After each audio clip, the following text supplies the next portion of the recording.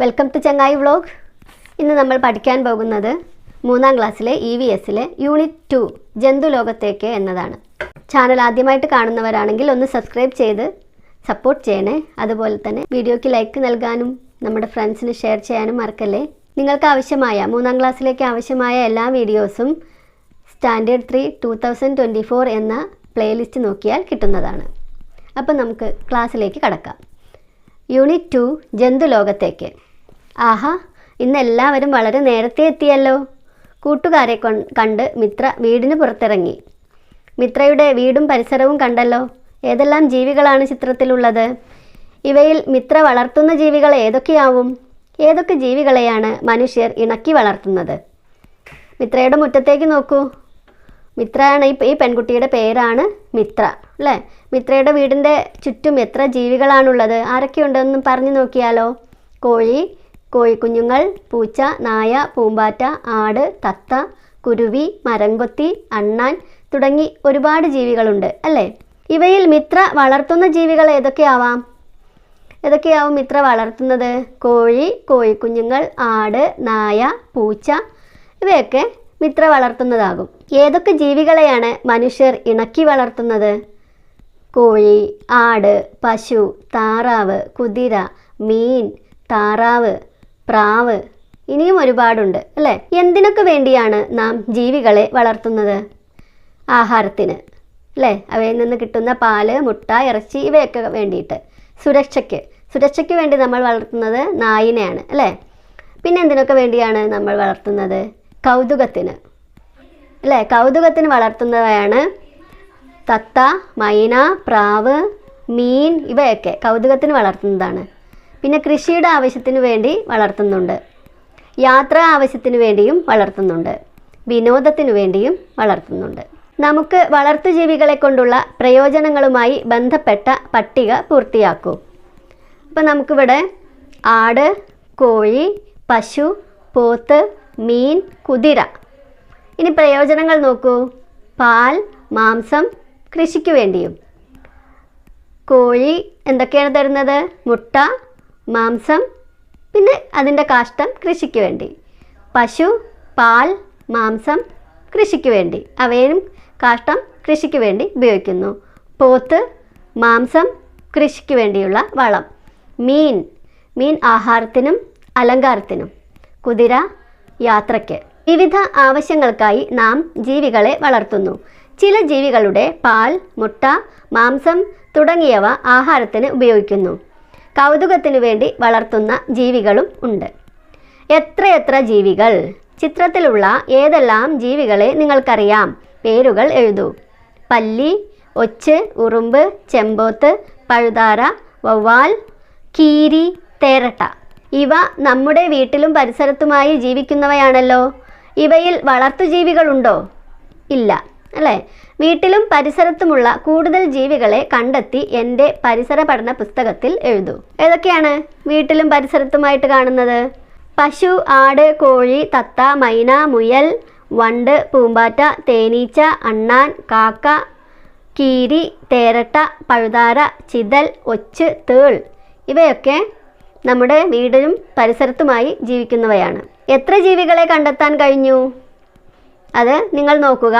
നിങ്ങളുടെ കൂട്ടുകാരുമായി താരതമ്യം ചെയ്ത് നോക്കുക. ഇനി അടുത്ത പ്രവർത്തനം ഇത്തിരി കുഞ്ഞന്മാരും വമ്പന്മാരും. മിത്രയും കൂട്ടരും ജീവികളുടെ പേര് പറഞ്ഞ് കളിക്കുകയാണ്. എന്താ കളി? ജീവികളുടെ പേര് പറയുക. ആരാണ് ഏറ്റവും കൂടുതൽ ജീവികളെ കണ്ടെത്തുക? തമ്മിൽ മത്സരമായി ഓരോരുത്തരായിട്ട് പറഞ്ഞുകൊണ്ടിരിക്കുകയാണ്. പുൽച്ചാടി, മിന്നാമിനുങ്ങ്, ഓന്ത്, വണ്ട്, പശു അങ്ങനെ പറഞ്ഞ ജീവികളുടെ ചിത്രം വരയ്ക്കാനും അവർ മറന്നില്ല. എന്തിൻ്റെയൊക്കെ ചിത്രമാണ് അവർ വരച്ചത്? ആന, പക്ഷി, പശു, കുരങ്ങൻ, തവള, പൂച്ച, അണ്ണാൻ, നായ. കണ്ടില്ലേ? മിത്ര വരച്ച ജീവികളുടെ ചിത്രങ്ങൾ കണ്ടല്ലോ. നമുക്കും ഇതുപോലെ കളിച്ചാലോ? നമ്മൾ പേര് പറഞ്ഞിട്ടല്ല കളിക്കുന്നത്. പേര് പറയാതെ ജീവികളുടെ ശബ്ദമോ ചലനമോ അവതരിപ്പിക്കൂ. പേര് പറയരുത്. ഇപ്പോൾ ജീവികളുടെ ശബ്ദം, ഇപ്പോൾ പൂച്ചയാണ് നമ്മൾ മനസ്സിലെങ്കിൽ നമ്മൾ പൂച്ചയുടെ ശബ്ദം മാത്രം ഉണ്ടാക്കുക. മിയാവ്. അപ്പോൾ നമ്മുടെ മറ്റേ കുട്ടികൾ എന്ത് പറയണം? കൂട്ടുകാർ ജീവിയെ തിരിച്ചറിയണം. പെട്ടെന്ന് തന്നെ കൂട്ടുകാർ പൂച്ച എന്ന് പറയും അല്ലേ. അതുപോലെ പശുവിൻ്റെ ശബ്ദം, ആനയുടെ ശബ്ദം, നിങ്ങൾക്ക് അറിയുന്ന ജീവികളുടെ ശബ്ദങ്ങൾ അനുകരിക്കാം. അല്ല നിങ്ങൾക്ക് ശബ്ദങ്ങൾ അനുകരിക്കാൻ ബുദ്ധിമുട്ടാണെങ്കിൽ അവ എങ്ങനെയാണ് നടക്കുന്നത്, എന്തൊക്കെയാണ് ചെയ്യുന്നത്, അതൊക്കെ അവയുടെ ചലനങ്ങൾ അവതരിപ്പിച്ചാലും കൂട്ടുകാർക്ക് ജീവികളെ തിരിച്ചറിയാൻ കഴിയും. കണ്ടെത്തിയ ജീവികളുടെ പേരുകൾ പട്ടികപ്പെടുത്തി ചിത്രം വരച്ച് നിറവും നൽകും. അപ്പോൾ എല്ലാവരും കൂടി ഒരുപാട് ജീവികളുടെ പേരുകൾ പറയും, അത് പട്ടികപ്പെടുത്തുക, അതിൻ്റെ ചിത്രം വരയ്ക്കാൻ കഴിയുന്നതെല്ലാം വരച്ച് നമ്മൾ നിറം നൽകണം. ഇനി നമ്മൾ പട്ടിക ഉണ്ടാക്കി കഴിഞ്ഞു അല്ലേ. നിങ്ങളുടെ പട്ടികയിലെ ഏറ്റവും ചെറിയ ജീവി ഏതാണ്? നിങ്ങൾ എഴുതിയ പട്ടികയിലെ ഏറ്റവും ചെറുത്. അപ്പോൾ നിങ്ങളെല്ലാവരും ഉറുമ്പിനൊക്കെ എഴുതാൻ സാധ്യതയുണ്ട് അല്ലേ. അപ്പോൾ ഉറുമ്പാണെങ്കിൽ ഉറുമ്പ് എന്നെഴുതുക. ഏറ്റവും വലുതോ? ഇപ്പോൾ ആനയോ ജിറാഫോ ഒക്കെ എഴുതിയിട്ടുണ്ടെങ്കിൽ ആന അല്ലേ. അല്ലെങ്കിൽ ആന എഴുതാത്തവർ ജിറാഫ് എഴുതിയിട്ടുണ്ടെങ്കിൽ ജിറാഫ്. അങ്ങനെ ഏറ്റവും വലുതിൻ്റെ പേരും ചെറുതിൻ്റെ പേരും എഴുതുക. പട്ടികയിലെ ജീവികളെ വലുപ്പത്തിൻ്റെ അടിസ്ഥാനത്തിൽ ക്രമീകരിച്ചെഴുതൂ. നിങ്ങൾക്ക് വേണമെങ്കിൽ ഏറ്റവും വലിയ ജീവിയുടെ പേര് ആദ്യം എഴുതിയിട്ട് അതിൻ്റെ ചെറുത്, അതിലും ചെറുത്, അതിലും ചെറുത്, അങ്ങനെ ഏറ്റവും ചെറുത് വരെ എഴുതാം. അല്ലെങ്കിൽ ഏറ്റവും ചെറിയ ജീവിയുടെ പേര് ആദ്യം എഴുതിയിട്ട് അതിലും വലുത്, അങ്ങനെ അതിലും വലുത്, അതിലും വലുത്, അങ്ങനെ ഏറ്റവും വലുത് വരെയും എഴുതാം. അത് നിങ്ങൾ സ്വയം നിങ്ങളുടെ പട്ടിക നോക്കി ചെയ്യുക. ചുറ്റുപാടുമുള്ള ചെറുജീവികളെ നിങ്ങൾ ശ്രദ്ധിച്ചിട്ടുണ്ടോ? നമ്മുടെ വിദ്യാലയ പരിസരത്തും ഉണ്ടാവില്ലേ അനേകം ചെറുജീവികൾ? ഇവ ഏതെല്ലാമാണ്? ഇവയ്ക്കെല്ലാം ഒരേ വലുപ്പമാണോ? നമുക്ക് കൂട്ടായി നിരീക്ഷിച്ചാലോ? നിരീക്ഷണത്തിന് ഹാൻഡ് ലെൻസ് കൂടി ഉപയോഗപ്പെടുത്തണേ. എവിടെയെല്ലാം നിരീക്ഷിക്കാം? മണ്ണിൽ, ചെടികളിൽ, മരങ്ങളിൽ, മരച്ചുവട്ടിൽ, പാടത്ത് അല്ലേ, വീട്ടുവളപ്പിൽ, അവിടെ എല്ലാം നിരീക്ഷിച്ച് നിങ്ങൾ ജീവികളെ കണ്ടെത്തുക. കണ്ടെത്തിയ ചെറുജീവികളുടെ പേരുകൾ എൻ്റെ പരിസര പഠന പുസ്തകത്തിൽ എഴുതൂ. നിങ്ങൾക്കറിയാത്ത ജീവികളെ കണ്ടെത്തിയാൽ അത് നിങ്ങളുടെ വീട്ടിലുള്ളവരോടോ സ്കൂളിലാണെങ്കിൽ ടീച്ചറോടോ ചോദിച്ച് മനസ്സിലാക്കാം. ഇതിൽ അക്ഷരചിത്രങ്ങൾ വരയ്ക്കാം എന്നൊരു പ്രവർത്തനമുണ്ട്. ഇതുപോലെ നിങ്ങളും അക്ഷരചിത്രങ്ങൾ വരച്ചു നോക്കുക. ഇനി വിരൽ ചിത്രങ്ങൾ. മഷിയിൽ മുക്കിയ വിരലുകൾ കടലാസിൽ പതിപ്പിച്ച് വരച്ച ജീവികളുടെ ചിത്രങ്ങൾ നോക്കൂ. ഇതുപോലെ കൂടുതൽ ജീവികളുടെ ചിത്രങ്ങൾ വരയ്ക്കൂ. സവിശേഷതകളിലെ വൈവിധ്യം. താഴെ നൽകിയിരിക്കുന്ന ശരീരഭാഗങ്ങൾ ഏതെല്ലാം ജീവികളുടേതാണെന്ന് കണ്ടെത്തി എഴുതൂ. ഏതെല്ലാം ജീവികളുടെയാണിത്? ആന, മയിൽ, സീബ്ര, കോഴി. ഏതെല്ലാം വിധത്തിലാണ് ഇവ വ്യത്യാസപ്പെട്ടിരിക്കുന്നത്? ഏതെല്ലാം വിധത്തിലാണ്? നിറം, പുള്ളികൾ, പിന്നെ ആകൃതി, പിന്നെ വലിപ്പം, ഇങ്ങനെയൊക്കെ വ്യത്യാസപ്പെട്ടിരിക്കുന്നു അല്ലേ. നിറം, പുള്ളികൾ, ആകൃതി, വലിപ്പം. നിറം കണ്ട് തിരിച്ചറിയാൻ കഴിയുന്ന ജീവികളുണ്ടോ? ഉണ്ടല്ലേ. ആന, കാക്ക, തത്ത, മയിൽ, മൈന, പ്രാവ് ഇവയൊക്കെ നമുക്ക് നിറം നോക്കി തിരിച്ചറിയാൻ കഴിയും. കൊമ്പ് കണ്ടാൽ തിരിച്ചറിയുന്ന ജീവികളുണ്ടോ? ഉണ്ട്. ആന, ആട്, പശു, പോത്ത് ഇവയെല്ലാം ഇവയുടെ കൊമ്പുകൾ കണ്ടാൽ നമുക്ക് തിരിച്ചറിയാം. പുള്ളികൾ കണ്ട് തിരിച്ചറിയുന്ന മേലുള്ള ഡിസൈന് അത് ഏതൊക്കെയാണ്? സീബ്ര, മയിൽ, മാൻ. ആകൃതിയിലും വലിപ്പത്തിലും നിറത്തിലും കൊമ്പ്, നഖം, പുള്ളികൾ, വരകൾ തുടങ്ങിയ സവിശേഷതകളിലും ഓരോ ജീവിയും വ്യത്യസ്തത പുലർത്തുന്നു. അടുത്തത് കടലിലെ ജീവികൾ. പലതരം മീനുകൾ കടലിലുണ്ടെന്ന് അറിയാമല്ലോ. മീനുകളുടെ മാത്രമല്ല മറ്റനേകം ജീവികളുടെയും വാസസ്ഥലമാണ് കടൽ. അവരുടെയൊക്കെ താമസ സ്ഥലമാണ് കടൽ. കരയിലുള്ളതിനേക്കാൾ കൂടുതൽ ജീവികൾ കടലിലുണ്ട്. ഏതെല്ലാം കടൽ ജീവികളെ നിങ്ങൾക്കറിയാം? കൂട്ടുകാരുമായി ചർച്ച ചെയ്ത് എഴുതൂ. ചില കടൽ ജീവികളുടെ ചിത്രങ്ങൾ നോക്കൂ. കടൽ കുതിര, കടൽ മുള്ളൻ പന്നി, കടൽ വെള്ളരി, കടൽ പശു.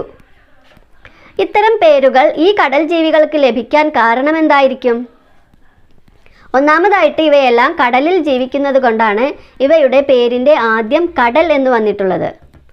കരയിലുള്ള ജീവികളുമായുള്ള സാദൃശ്യം കൊണ്ടാണ്, അതായത് കുതിര, മുള്ളൻ പന്നി, വെള്ളരി, പശു എന്നീ പേരുകൾ അതിന് രണ്ടാമതായി ചേർത്തിട്ടുള്ളത്. മനസ്സിലായില്ലേ? പലവിധം അങ്ങനെ സഞ്ചാരം. ഇവിടെ എന്തൊക്കെ ജീവികളുടെയാണ് ഇവിടെ കൊടുത്തിട്ടുള്ളത്? കടലാസ് കൊണ്ടുണ്ടാക്കിയ ജീവികൾ ഏതെല്ലാമാണ്? കൊക്ക്, തവള, പാമ്പ്, മീൻ അല്ലേ. ഏതെല്ലാം ജീവികളുടെ രൂപങ്ങളാണ് ചിത്രത്തിലുള്ളത്? മനസ്സിലായല്ലോ. കടലാസ് മടക്കി ഇവ നിർമ്മിക്കൂ. രൂപങ്ങൾ ചലിപ്പിച്ച് അവയുടെ സഞ്ചാരവും അവതരിപ്പിക്കൂ. എല്ലാ ജീവികളും ഒരേ വിധത്തിലാണോ സഞ്ചരിക്കുന്നത്? അല്ല, പലതും പലതരത്തിലാണ്. ഇപ്പോൾ കൊക്ക് പറന്ന് പറന്ന് സഞ്ചരിക്കും, തവള ചാടി ചാടി സഞ്ചരിക്കും, പാമ്പ് ഇഴഞ്ഞിഴഞ്ഞ് സഞ്ചരിക്കും, മീൻ നീന്തി നീന്തി സഞ്ചരിക്കും, അല്ലേ? അപ്പോൾ എല്ലാ ജീവികളും ഒരേ വിധത്തിലാണോ സഞ്ചരിക്കുന്നത്? അല്ല. സഞ്ചാര രീതിയുടെ അടിസ്ഥാനത്തിൽ ജീവികളെ പട്ടികപ്പെടുത്തൂ. അപ്പോൾ ഇവിടെ നടക്കുന്നവ എന്ന് തന്നിട്ടുണ്ട്. നടക്കുന്നവരിൽ നമുക്ക് ആന, സിംഹം, പശു, ആട് ഇങ്ങനെ എഴുതാം. അടുത്തത് പാമ്പ് എന്നാണ് കൊടുത്തിട്ടുള്ളത്. അപ്പോൾ ഹെഡിങ് എന്തായിരിക്കും? ഇഴയുന്നവ. പാമ്പ്, തേരട്ട, പഴുതാര, ഒച്ച് ഇവയൊക്കെ ഇഴയുന്നവയാണ്. അടുത്തതിൽ പറക്കുന്നവയിൽ കാക്ക, തത്ത, പ്രാവ്, മൈന ഇങ്ങനെ ഏത് പക്ഷി വേണമെങ്കിലും എഴുതാം. അടുത്തത് മീൻ എന്ന് കൊടുത്തിട്ടുണ്ട്. അപ്പോൾ അത് എങ്ങനെ സഞ്ചരിക്കുന്നതാണ്? നീന്തി സഞ്ചരിക്കുന്നത്, അല്ലേ? നീന്തുന്നവ. മീൻ, മുതല, ആമ അങ്ങനെയുള്ള ജീവികളൊക്കെ നീന്തിയാണ് സഞ്ചരിക്കുന്നത്. മറ്റേതെങ്കിലും രീതിയിൽ സഞ്ചരിക്കുന്ന ജീവികളുണ്ടോ? ഉണ്ടല്ലേ. തവള, പുൽച്ചാടി തുടങ്ങിയ ജീവികളുടെ സഞ്ചാര രീതി നിരീക്ഷിക്കൂ. അവ എങ്ങനെയാണ് സഞ്ചരിക്കുന്നത്? ചാടിച്ചാടിയാണ് അവ സഞ്ചരിക്കുന്നത്. ജീവികളുടെ ശരീരത്തിൻ്റെ പ്രത്യേകതകളും സഞ്ചാര രീതിയും തമ്മിൽ എന്തെങ്കിലും ബന്ധമുണ്ടോ? ഉണ്ട്, അല്ലേ? ഇപ്പോൾ ഇവിടെ കൊടുത്ത ജീവികൾ ആരൊക്കെയാണ്? കുതിര, പാമ്പ്, പ്രാവ്, മീൻ. ജീവി കുതിര. ശരീരത്തിൻ്റെ സവിശേഷത പിന്നിലേക്ക് മടക്കാവുന്ന 4 കാലുകൾ. സഞ്ചാര രീതി നടക്കുന്നു, ഓടുന്നു. അടുത്ത ജീവി പാമ്പ്. പാമ്പിൻ്റെ സവിശേഷത കൈകാലുകളില്ല, ചെറിയ സ്ഥലത്തും ചുരുണ്ട് കുടിക്കിടക്കാൻ കഴിയും. സഞ്ചാര രീതി ഇഴയുന്നു. പക്ഷി, അതായത് പ്രാവ്, ചിറകുണ്ട്, ആകൃതി പറക്കാൻ അനുയോജ്യമായ ആകൃതി, പറക്കുന്നു, നടക്കുന്നു. അടുത്തത് മത്സ്യം. മത്സ്യത്തിൻ്റെ ശരീരത്തിൻ്റെ സവിശേഷത 2 അറ്റവും കൂർത്തതാണ്, നീന്തുന്നു. താറാവിൻ്റെ സഞ്ചാര രീതി നിരീക്ഷിക്കൂ. താറാവിന് നീന്താനും നടക്കാനും കഴിയുന്നു. ഇത്തരത്തിൽ ഒന്നിലധികം രീതികളിൽ സഞ്ചരിക്കുന്ന ജീവികൾ നമ്മൾ തയ്യാറാക്കിയ പട്ടികയിലുണ്ടോ? ഉണ്ട്, അല്ലേ? ഏതൊക്കെയാണ് നമ്മൾ തയ്യാറാക്കിയ പട്ടികയിലുള്ളത്? പക്ഷികളുണ്ട്, പറക്കാനും നടക്കാനും കഴിയുന്നു. തവള ചാടാനും നീന്താനും കഴിയുന്നു. ഇനി കൂടുതൽ ജീവികളെ ചർച്ച ചെയ്ത് കണ്ടെത്തി പട്ടിക വിപുലീകരിക്കുക.